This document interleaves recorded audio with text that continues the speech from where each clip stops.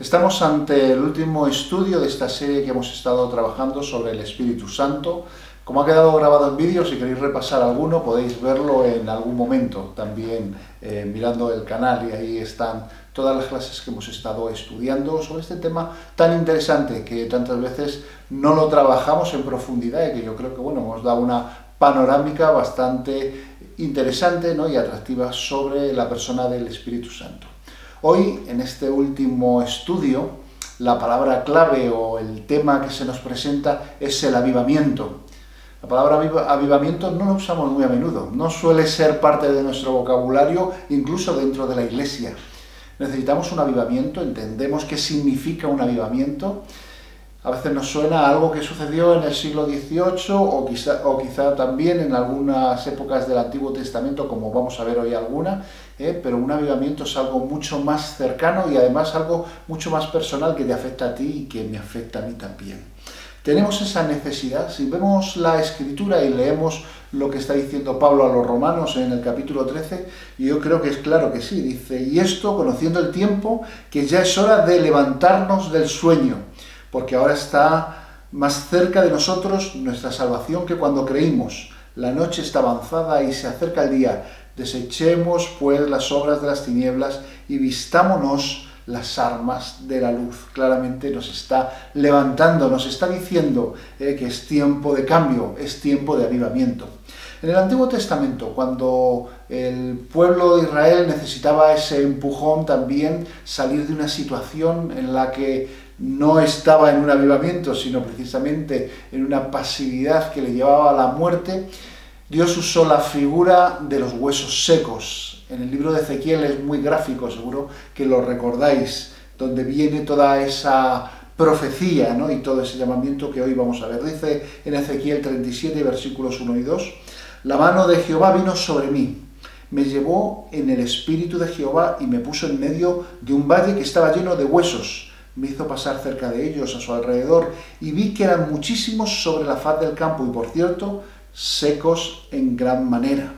Y es que el cristiano y la Iglesia, que no está sujeta al Espíritu Santo, que no está controlados por él, que no están en esa condición, es una Iglesia que, si bien antes estaba viva, ahora están en esa situación más cercana a esos huesos secos que hemos estado viendo y que vienen aquí descritos. La Iglesia controlada por el Espíritu Santo es una Iglesia en la cual el pastor se puede dedicar a nuevos proyectos, a innovar, a crecer, a preparar nuevas personas, a hablar a los nuevos conversos.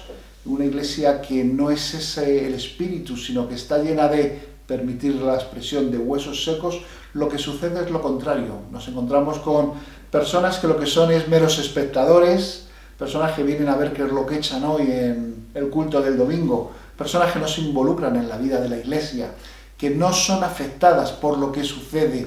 Solamente queda un pequeño remanente, quizá un 10% de esas personas, de esos antiguos miembros, que sí que están ahí dando el callo, como diríamos en nuestro lenguaje coloquial, y sin embargo esa Iglesia empieza a bajar y a menguar. Por eso es tan importante el ser cuerpo y el ser controlados por el Espíritu Santo.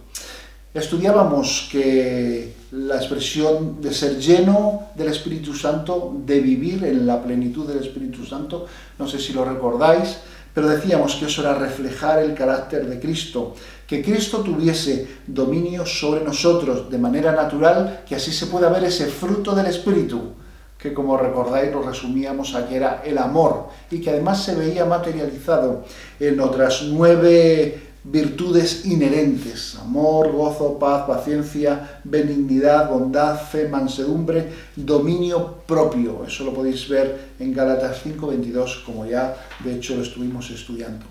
La Iglesia que vive en el valle de huesos tiene una crisis continua. Es una Iglesia en la cual hay luchas de poderes, en la cual unos con otros están siempre en una actitud de crítica. Hay crisis de poder. Y por último, no vivir en la plenitud del Espíritu Santo nos convierte en un organismo sin fruto, sin resultados. La falta del poder del Espíritu Santo para proclamar y convencer es lo que preside esas iglesias y esas reuniones, y lo que sucede es que dejan de aparecer nuevas personas. y la vida de iglesia queda más reducida. Quizás a un culto que puede ser bonito, pero eso no es la vida de iglesia. La pregunta era, ¿necesitamos un avivamiento? Creemos, y si pensamos lo que Dios quiere para su organismo, deberemos contestar claramente que sí. Las condiciones para que haya un avivamiento, en primer lugar, es que ese avivamiento reconozcamos que es una iniciativa de Dios. Decía Ezequiel, me dijo entonces, profetiza sobre estos huesos y diles, huesos secos, oíd la palabra del Señor. Es un error pensar que el avivamiento vendrá solamente de nuestra iniciativa. Es Dios el que está detrás de todo esto.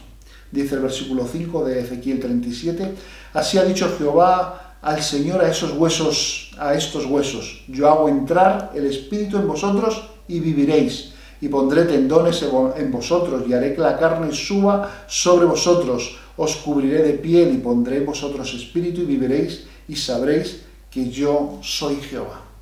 Aunque la iniciativa es de nuestro Señor, ¿eso significa que nosotros no tenemos nada que hacer? No, desde luego que no. Una actitud pasiva no es lo que ayudará a un avivamiento.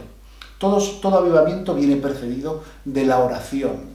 En Habacuc 3, a partir del versículo 1, dice, oración del profeta Habacuc sobre Sigonot, y dice, Jehová, he oído tu palabra y temí. Jehová, aviva tu obra en medio de los tiempos hazlo conocer. Esa es la oración, fruto de una conversación con el Señor sobre la condición que tenía Israel.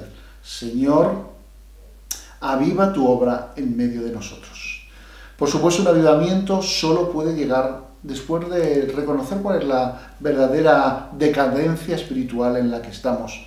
Confesión de pecado. Ya estuvimos diciendo que precisamente el Espíritu Santo es el que nos va a ayudar a llegar a esa situación de confesión, de reconocer el lugar en el que estamos, reconocer que esos huesos necesitan ser fortalecidos porque están en una situación en la que no deben estar. Pero reconocer la situación de miseria en la que nos encontramos a veces no nos debe llevar a la depresión, sino todo lo contrario, a cambiar y a buscar el fortalecimiento en nuestro Señor. Pero sí debe haber esa humillación, esa confesión, que es la clave número 2. Dice en 2 de Crónicas 7:14, texto muy conocido, si se humilla mi pueblo sobre el cual mi nombre es invocado, oran y buscan mi rostro y se convierten de sus malos caminos, entonces yo oiré desde los cielos, perdonaré sus pecados y sanaré su tierra.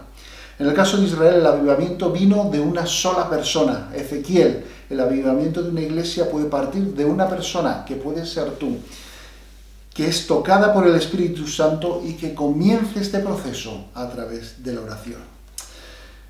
Pero el avivamiento también viene siempre como producto de la predicación apasionada. Dice Ezequiel 37:5, yo hago entrar espíritu en vosotros y viviréis. La predicación es básica para la conversión y para el avivamiento. En Romanos 10 está este famoso texto que todos recordamos. ¿Y cómo irán sin haber quien les predique? Pero aquí cuando hablamos de predicar no estamos hablando de predicadores que se van a subir a un púlpito. Estamos hablando de lo que tú y yo podemos hacer con aquel que está a nuestro lado, en nuestro lugar de trabajo, en nuestro instituto, en nuestra universidad, con nuestros vecinos.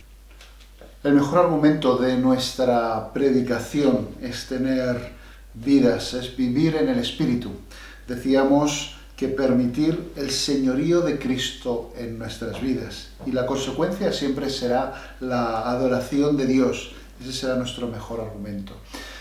El avivamiento traerá bendiciones a la Iglesia. En el tiempo que veíamos del rey Ezequías, lo que sucede es que posteriormente todo lo que es el pueblo se involucra con las necesidades que había, se involucran unos con otros, aparecen ofrendas, hay abundancia, hay sobreabundancia sobre todas las necesidades y son cubiertas. También otro ejemplo de las bendiciones lo tenemos en Hechos 2, cuando dice que los que recibieron la palabra fueron bautizados y se añadieron aquel día como 3.000 personas y perseveraban en la doctrina de los apóstoles, en la comunión los unos con otros, en el partimiento del pan, en las oraciones. Los resultados son claros.